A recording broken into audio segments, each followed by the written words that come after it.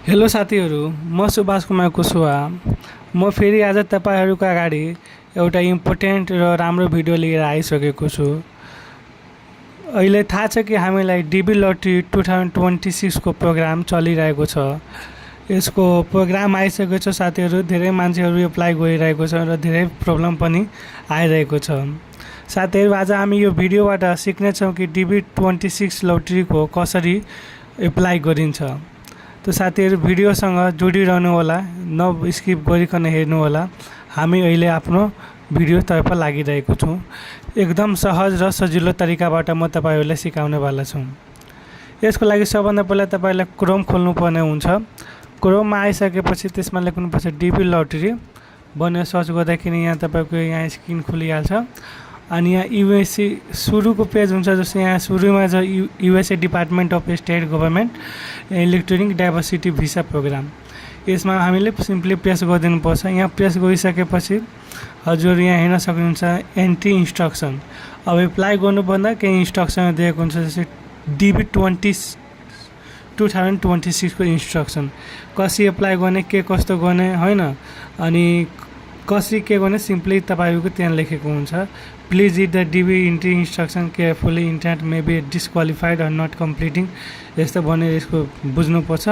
अर्को photo example, जुन किसिमको फोटोहरू तोकेको हुन्छ साथीहरू, त्यही फोटो मात्र एप्लाई गर्नुपर्छ। त्यो फोटोहरूको साइजहरू मिलाएर राम्रोसँग अलिक चिटिक्क परेर, अनि कानहरू देख्ने, आँखाहरू देख्ने, त्यस्तो क्यामेरामा आँखाहरू देख्ने त्यो चाहिँ लेभलहरू टक्कै मिलाएर फोटो खिच्नुपर्छ।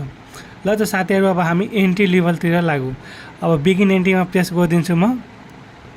यहाँ बिगिन एन्ट्रीमा प्रेस गर्दाखेरि तपाईँहरूको अगाडि रिक्याप्चा आएको हुन्छ साथीहरू।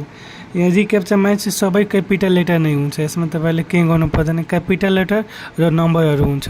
यसमा हामीले आफ्नो हालिदिनुपर्छ के छ भनेर हेरेर। अब जस्तै मेरो छ स्क्रिनमा, त्यही म हालिरहेको छु। म यसमा सबमिटमा प्रेस गरिदियो। अनि त्यसपछि साथीहरू यहाँ हेर्न सक्नुहुन्छ तपाईँको फर्स्ट नेम। तपाईँको फर्स्ट नेम के हो, आफ्नो फर्स्ट नेम यहाँ हाल्न सक्नुहुन्छ। जस्तै मेरो लास्ट नेम। अब लास्ट नेम भनेको कास्ट नेमहरू भयो, प्रायः कास्ट नेमहरू नै हुन्छ होइन। फ्यामिलीको कास्ट के हो त्यो हाल्न सक्नुहुन्छ। त्यसपछि फर्स्ट नेममा आफ्नो नाम, मिडल नेम के हो त्यो हाल्न सक्नुहुन्छ। जस्तै मेरो कुशवाहा सुभाष कुमार यो हाले। अनि सेकेन्डमा चाहिँ जेन्डर, कुन जेन्डर हुनुहुन्छ त्यो चुज गर्न सक्नुहुन्छ। मेल छ त मेल, फिमेल छ भने मेल फिमेल। अनि त्यसपछि आफ्नो डेट अफ बर्थ हालिहाल्नुपर्छ। यहाँ आफ्नो डेट अफ बर्थ हालिरहेको छु म 2000। अनि यो मेरो 09 हो 9 हाल्ने। त्यसपछि तपाईँको अर्को city where you were born, तपाईँ कहाँ जन्मिनु भएको त्यो सिटी राख्नुपर्छ। अनि त्यसपछि तपाईँको कुन देशको हुनुहुन्छ त्यो देशको आफ्नो चुज गरिहाल्नुपर्छ। Country of eligibility for the DV program, जुन कन्ट्रीमा हुनुहुन्छ त्यो कन्ट्रीमा डिबी प्रोग्रामको इलिजिबल छ कि छैन, त्यो कन्ट्रीमा एप्लाई गर्न मिल्छ कि मिल्दैन, त्यो कन्ट्रीको लागि डिबी खुलेको छ कि छैन, त्यो चाहिँ हामीले केयरफुली नै हेर्नुपर्ने हुन्छ। त हामीलाई नेपालमा छ, नेपालको खुलिसकेको छ साथीहरू, त्यहीँबाट हामी आफ्नो यसमा टेन्सन गर्नु पर्दैन केही। अर्को इन्टेन्ट्स फोटोग्राफ, तपाईँहरूले फोटोहरू यसमा फोटोहरू के कस्तो बनाउने, कुन फोटो अपलोड गर्ने भनेर अगाडि नै त्यहाँ फोटोग्राफको इन्स्ट्रक्सनै दिएको थियो। अनि साथीहरू यसमा धेरै प्रब्लमहरू फोटोहरूमा आइरहेको हुन्छ। यसको बारेमा म एउटा भिडियो बनाएको छु, त्यसको लिङ्क डिस्क्रिप्सनमा राखिदिन्छु, त्यहाँबाट हेर्न सक्नुहुन्छ। तपाईँ इजिली नै गएर फोटो बनाउन सक्नुहुन्छ, के कस्तो बनाउने, कति साइज चाहिन्छ, एकदम सहज र सजिलो छ साथीहरू। अनि त्यहाँबाट गएर आरामले हेर्न सक्नुहुन्छ। त्यो साथीहरू, म फोटो आफ्नो क्रिएट गरिसकेको छु, म यसलाई सिम्पली अपलोड गरिदिन्छु यसमा। त्यो मेरो अपलोड भइसकेको छ। अर्को in care of optional, mailing address जुन छ नि साथीहरू, यसमा चाहिँ आफ्नो माइलिङ एड्रेसहरू हाल्नुपर्ने हुन्छ। आफ्नो जहाँ हुनुहुन्छ जस्तो साथीहरू माइलिङ एड्रेस हालिहाल्नु होला। आफ्नो त्यो कहाँको हुनुहुन्छ, यहाँ आफ्नो डिस्ट्रिक्ट पनि हाल्नुपर्छ, कुन डिस्ट्रिक्टको हुनुहुन्छ भनेर, पोस्टल कोडहरू कन्ट्रीहरू हालिहाल्नुपर्छ। त्यसपछि आफ्नो नेपाल अनि मोबाइल नम्बरहरू हाल्नुपर्छ। अर्को चाहिँ आफ्नो यसमा मेल आइडी हाल्दाखेरि जस्तो जिमेल आइडी, यसमा चाहिँ तपाईँले ध्यान नै दिनुपर्छ, किनभने यो तपाईँको रङ भयो भने नि फेरि परेको वा नपरेको बेलामा सम्पर्क गर्न धेरै नै गाह्रो हुन्छ। त्यही भएर साथीहरू चाहिँ यो राम्रोसँग कन्फर्म हेरेर अनि राम्रोसँग करेक्ट नै गएर हाल्नु होला। यहाँ तपाईँहरू आफ्नो एजुकेसन लेभल पनि हेर्न सक्नुहुन्छ, कुन डिग्री हुनुहुन्छ, कुन डिग्री चलिरहेको छ त्यो अनुसार यहाँ आफ्नो डिग्री त्यो गर्न सक्नुहुन्छ। प्राइमरी स्कुलको हुनुहुन्छ वा high school degree, vocational school, some university courses के कस्तो चलिरहेको छ तपाईँको। प्राइमरी भनेको 1 देखि 5 क्लास भयो, हाई स्कुल भनेको 5 देखि 10 क्लास जतिको भयो, अनि हाई स्कुल डिग्री भनेको त्यहाँ अब 10 पछिको डिग्रीहरू लिन्छु त्यसलाई हाई डिग्री भनिन्छ। भेकेसनल डिग्री भनेको जस्तै अब तपाईँको कुनै पढाइभन्दा अर्कै जस्तै हुन्छ नि, कुनै एक्स्ट्रा कोर्सहरू गर्नुभएको छ वा सम युनिभर्सिटी डिग्री, ब्याचलरको डिग्री हुन्छ त्यो भयो, युनिभर्सिटी डिग्री कम्प्लिट गरिसकेको वा सम ग्रेजुएसन लेभल डिग्री, जस्तै कि मेरो ग्रेजुएसन लेभल कोर्सेस चलिरहेको छ, म यसमा प्रेस गरिदिन्छु। आफ्नो हिसाबले हाल्न सक्नुहुन्छ। What is your current marital status. तपाईँको के विवाहित हुनुहुन्छ, अविवाहित हुनुहुन्छ, डिभोर्स हुनुहुन्छ, विडो हुनुहुन्छ, लिगली सेपरेटेड हुनुहुन्छ। जस्तै कि अनम्यारिड भनेको विवाहित नभएको, म्यारिड भएको विवाहित भएको, अनि म्यारिड एन्ड माई स्पाउस यो भनेको मतलब म्यारिड भएपछि त्यो हो।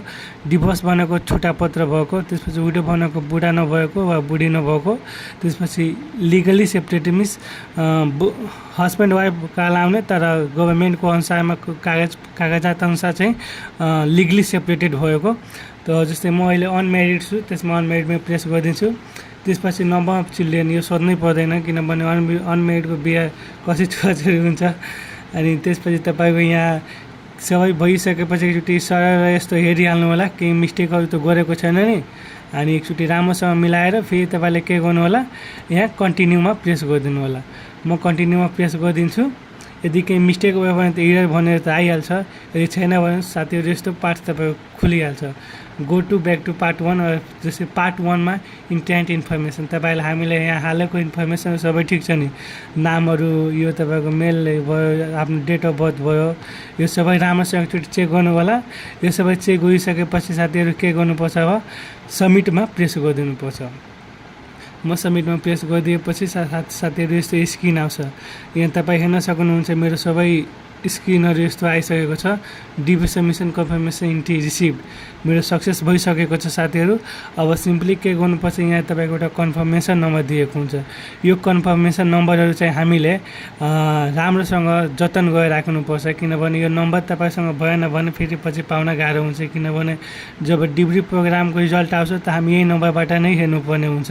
त्यही भएर यसको चाहिँ स्क्रिनसट गरेर आफ्नो गुगल ड्राइभमा सेभ गरिराख्नु होला वा कुनै सेपरेट फाइल बनाएर अनि त्यहाँ चाहिँ मतलब कि राम्रोसँग यसलाई सेक्युरली राख्नु होला। त साथीहरू यो थियो हाम्रो डिबी प्रोग्रामको कसरी एप्लाई गरिन्छ भनेर यो हामीले यस्तो भयो। साथीहरू म आशा गर्छु कि यो भिडियो तपाईँहरूले धेरै नै हेल्पफुल भएको होला र मेरो बोल्ने तरिका र सहज नै होला, अनि अप्ठ्यारो त्यस्तो छैन। त्यही भएर साथीहरू चाहिँ हामी यस्तो भिडियो यो च्यानलमा यस्तो भिडियो बनाइरहेको हुन्छु, टेक्नोलोजिकल भिडियोहरू। अरू पनि तपाईँले कुनै एप्स वा कुनै सफ्टवेयरको बारेमा भिडियो चाहिन्छ भने हामी थुप्रै भिडियो बनाएको छौँ यस्तै। अनि त्यहाँबाट गएर मेरो होम प्रोफाइलमा गएर तपाईँ हेर्न सक्नुहुन्छ, हरेक किसिमको भिडियो तपाईँ टेक्नोलोजिकल भिडियो हेर्न सक्नुहुन्छ। आशा गर्दछु कि भिडियो तपाईँलाई अच्छा लागेको होला and I expect some positive news from you all. Thank you for watching our YouTube channel video. Thank you.